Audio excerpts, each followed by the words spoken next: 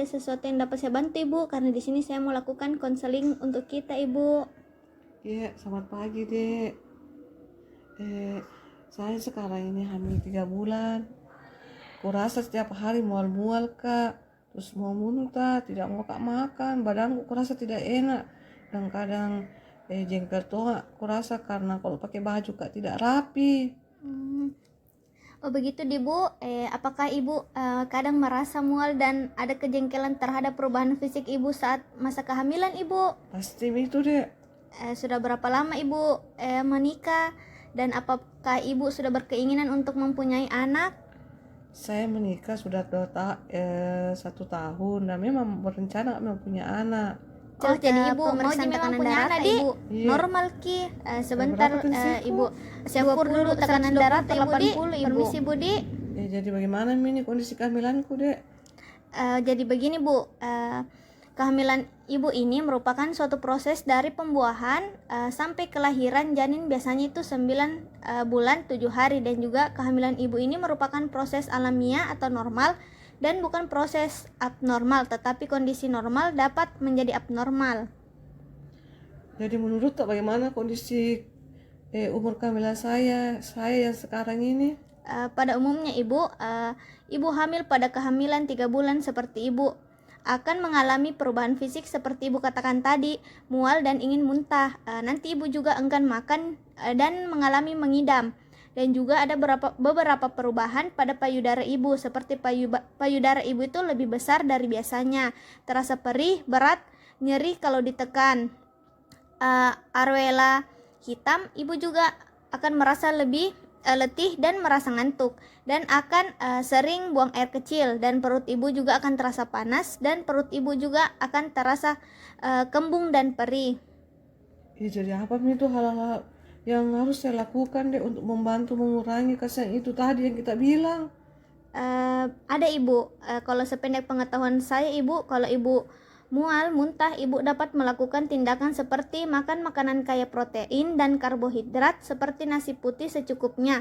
Tetapi kalau Ibu kurang selera makan nasi putih, Ibu bisa menggantinya dengan makan bubur beras, crackers, dan juga Ibu bisa memakan daging-dagingan atau telur ayam. Dan Ibu juga harus banyak minum. Dan minum yang Ibu mau itu tergantung di selera tak Bu.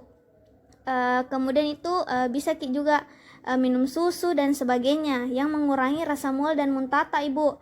Tapi kalau Ibu merasa lebih mual dengan mengkonsumsi minuman-minuman tadi, Ibu bisa ganti dengan makanan padat dengan kandungan air yang lebih tinggi seperti buah-buahan dan sayur-sayuran. Dan Ibu juga harus menghindari pandangan, aroma dan rasa makanan yang membuat Ibu merasa mual. Ibu juga bisa makan lebih sering meskipun belum merasa lapar, karena bila lambung tak Ibu kosong, asam lambung tak akan menyebabkan iritasi. Bisa juga Ibu melakukan sikat gigi dengan pasta gigi yang tidak menyebabkan Ki mual. Setiap habis mual, kumur Ki dengan obat kumur yang tidak menyebabkan Ki muntah. Kalau Ibu enggan makan, Ibu perlu mengganti makanan dengan makanan yang Ibu sukai. Dan perubahan pada payudara Ibu itu terjadi pada semua wanita hamil Bu, karena bertujuan untuk menyiapkan Ibu untuk memberi makan bayi Ibu kelak bila lahir. Karena itu Ibu harus menggunakan bra yang menyongkong payudara sehingga mengurangi kecenderungan pengenduran. Bila Ibu merasa letih, Ibu perlu banyak beristirahat dan tidak banyak bekerja. Dan soal Ibu yang sering buang air kecil, itu wajar Ibu, karena pada Ibu hamil seperti Ibu bisa mengurangi dengan cara memiringkan tubuh ke depan pada saat Ibu buang air kecil, dan juga Ibu bisa membatasi minum mulai pukul 4 sore, tapi jangan melampaui batas kebutuhan Ibu Di. Oh begitu Pak Dendi. Selain yang kita jelaskan, apakah saya juga harus menjaga kehamilanku ini? Iya Ibu, masih ada Ibu. Selain itu Ibu juga harus menjaga kebersihan diri Ibu, istirahat yang cukup, jangan bekerja atau membersihkan rumah terlalu berat, melakukan perawatan payudara, pakaian Ibu juga jangan terlalu ketat. Terus untuk apakah saya juga harus melakukan perawatan payudaraku Dek? Begini Bu, sebagian besar wanita hamil puting susunya itu tidak menonjol Bu. Pada saat ibu tersebut telah melahirkan, bayinya susah minum ASI.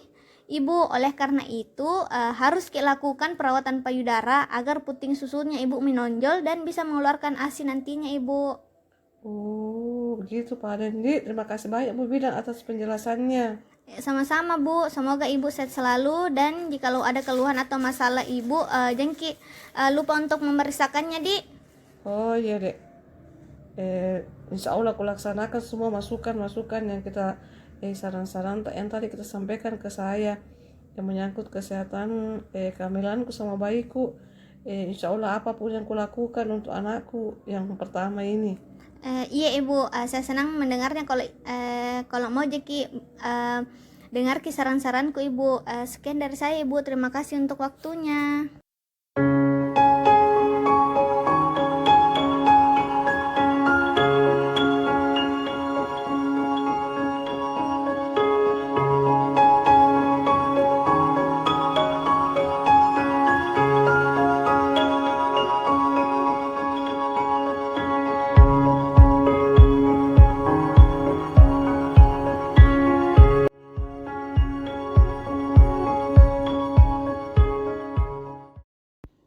Selamat pagi Bintang. Selamat pagi. Senang sekali Kak bertemu Bintang hari ini. Di sini saya akan melakukan konseling individu kepada kita, Dek. Pertemuan kita ini akan sangat bermanfaat bagi kita bila kita terbuka mengungkapkan berbagai masalah yang kita rasakan, baik di sekolah ataupun di lingkungan sehari-hari kita. Nah, ada persoalan yang sedang kita rasakan. Saya merasakan kecewa, rendah diri terhadap warna kulit saya karena teman-teman di sekolahnya pada awal ketemu setelah belajar online itu langsung melakukan body shaming kepada saya. Oh iya, terus bagaimana tanggapan terkait hal tersebut? Teman-teman saya yang lain ketika masuk awal sekolah itu pada tambah bersih, sedangkan saya tetap begitu-begitu saja. Jadi teman-teman sekelas saya itu melakukan body shaming dengan membandingkan saya dengan teman saya yang sudah berubah jadi bersih. Saya disuruh pakai Vaseline lah apalah biar bersih. Bukannya dapat sambutan hangat dari teman sekelas saya malah dapat body shaming. Setiap hari ada saja kata-kata ejek-ejek yang diberi karena saya takut untuk melawan. Seiring berjalannya waktu, saya jadi mulai mencoba menjawab setiap ada yang memberi ejekannya. Bila walaupun cowok kok kulitnya ke arang. Terus saya bilang saya tidak masalah kok punya warna kulit seperti ini, asal sehat, aman kan. Jadi saya mulai diam-diam saja temanku yang mengejek hal tersebut.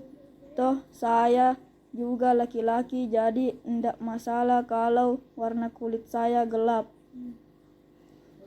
Jadi merasa rendah diri dan kecewa menghadapi kenyataan tersebut, Dek. Kalau ternyata teman-teman tak melakukan body shaming ke kita.